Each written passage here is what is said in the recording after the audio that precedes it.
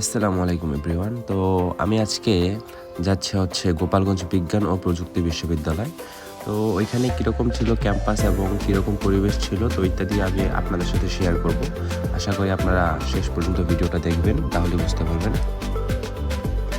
তো এইখানে উঠে পড়লাম আমরা বাসে, আমি আর আমার একটা ফ্রেন্ড যাচ্ছি। তো আমরা পৌঁছে যাই গোপালগঞ্জ কুয়াডাঙ্গা। ওই কুয়াডাঙ্গা থেকে অটো পাওয়া যায়, ওই অটো একেবারে গোপালগঞ্জ বিজ্ঞান ও প্রযুক্তি বিশ্ববিদ্যালয়ের সামনেই নামে। তো চলুন এরই মাঝে আপনাদের কিছু ভিউ দেখাই। এখানে ভিউটা ছিল জাস্ট অসাধারণ, আকাশটা ছিল মেঘলা মেঘলা।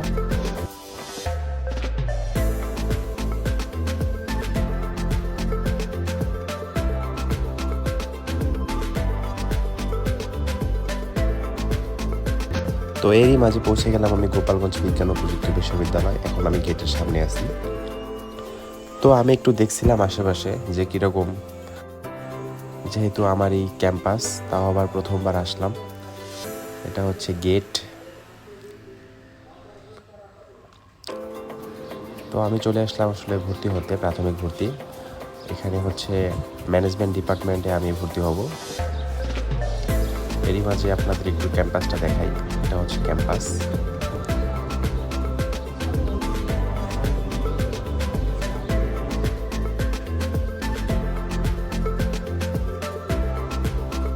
এখন আসি আমরা যে ভর্তি হতে কী কী লাগবে। তো ভর্তি হতে সাধারণত তোমার জাস্ট যে মার্কশিট, এসএসসি ও এইচএসসি মার্কশিট, এই দুইটা হলেই চলবে, আর কিছু লাগবে না।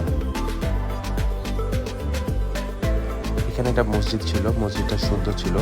তো আমরা একটু ঘুরতেছিলাম এখানে। আসলে ঘোরার জন্য অনেক জায়গা আছে এখানে, অনেক। বিশেষ করে এই ক্যাম্পাসটা কিন্তু 55 একরের বড় ক্যাম্পাস। এখানে একটু আমি হেঁটে দেখছিলাম কীরকম, পরিবেশ ভালো ছিল অনেক।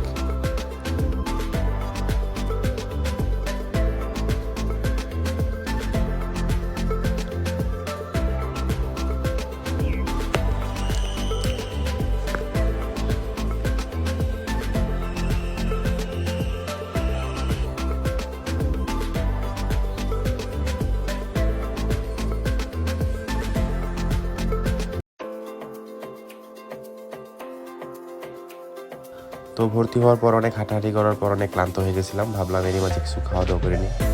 তো আসলাম একটা কাচ্চি ঘরে।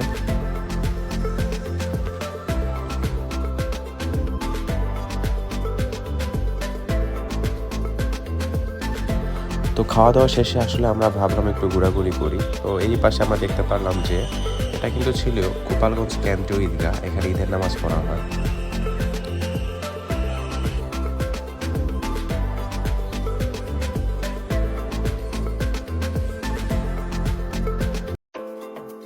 তো তারপর আসলে আমরা দেখলাম একটা পাশে লেক আছে, ওইখানে নেমে একটু ঘোরাঘুরি করলাম, কিছু ছবি তুললাম। এখানের পরিবেশটা অনেক সুন্দর ছিল।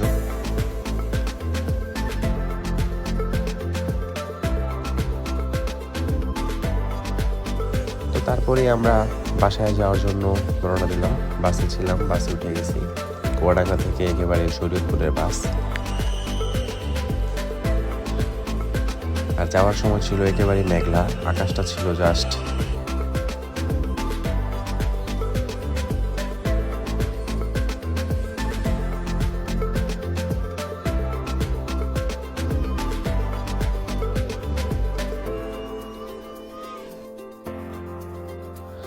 আকাশটা আসলে সুন্দর ছিল।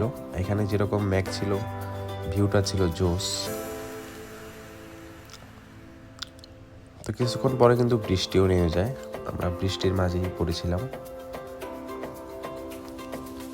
তো অবশেষে এখন আপনাদের যদি কিছু জানার থাকে আসলে গোপালগঞ্জ বিশ্ববিদ্যালয় সম্পর্কে, আমাকে কমেন্ট করে অবশ্যই জানাবেন। আমি আপনাদের অবশ্যই উত্তর দেওয়ার চেষ্টা করব। তো আজকের জন্য ব্লগ এইটুকুই।